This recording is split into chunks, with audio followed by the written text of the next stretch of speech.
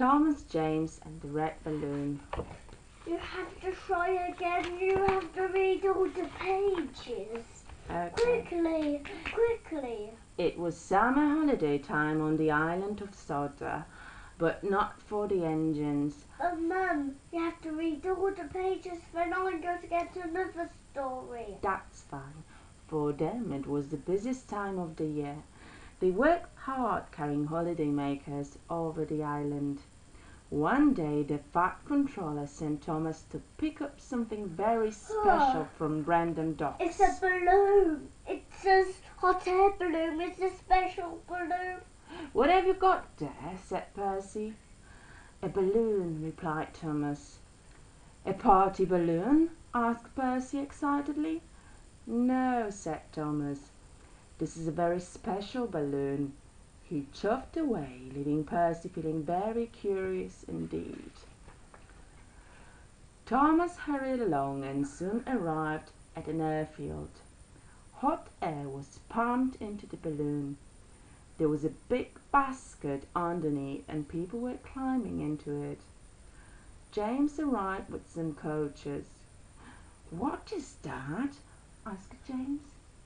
It's a hot air balloon, explained Thomas. If the balloon would pumped into Thomas, and Thomas say, "Help me."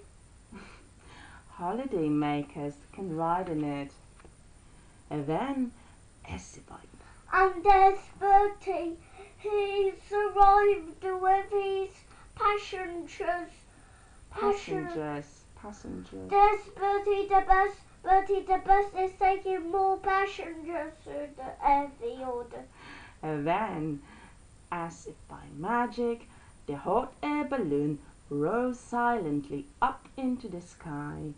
The engines could see the people inside looking over the edge of the basket. What if it takes our passengers away? Hoped James. What would happen to us then? I haven't thought of that, replied Thomas.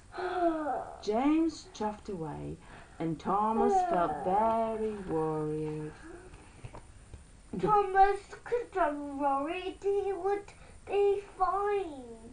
He must stay at the airfield taking those hot air balloons away. The balloon could be seen by everyone on the island of Sodor. People need more balloons to be quickly in. Donald gazed at it for so long he nearly ran into the back of Douglas. It's a floating basket with people in it, exclaimed Donald. Whatever will they dream up next? Said Douglas. James and Thomas were... Douglas say Harry and Bert was happy at the docks. James and Thomas were waiting at the level crossing for Bertie to cross the line. No, but Elizabeth is there. Elizabeth? Yeah, and Madge is driving onto his line. Elizabeth and Madge. Madge, this little Solaris driving away to let Duncan and bring him to the transfer yards to let the coal unloaded into Thomas's trucks. Thomas was still worrying about the balloon. It does look nice, said Thomas. But what if it takes all our passengers? Passengers belong on trains, said James crossly, not in silly balloons. Balloons were good and they were doing it silently into the sky. Then something big and round and red drifted straight towards them. We're out of hot air, cried the voice. Then crush, bang, whalloop. The balloon landed right on top of James. Oh, poor trains. He was so scared he let out a huge burst of steam. The balloon rose into the air again. "Well done, James," called his driver. "Your hot air did the trick." James and Thomas were not pleased.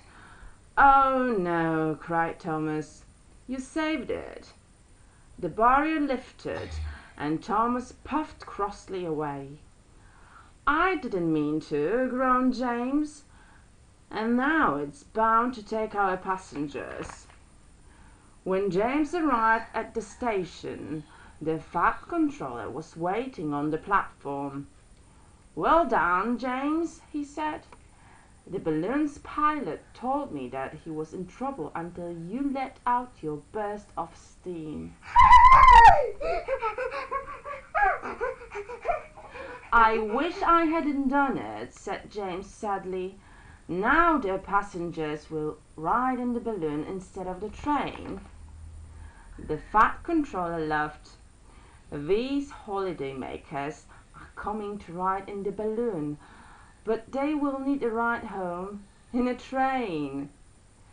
James was delighted. He whistled happily and went off to tell Thomas the good news. The Fat Controller was right. The engines were busier than ever. Bertie the bus was happy and he laughed to Thomas. They took holiday makers to and from the airfield all day long. Thomas and Bertie sometimes raced each other to get passengers for the airfield first. And that evening, as he rested after his busy day, Thomas dreamed that he could fly too, just like the red balloon. Ta-da! And Jeremy and Harold did the helicopter, and I'm going to read you some more stories. Okay, choose another one. I have to go to the shelf first.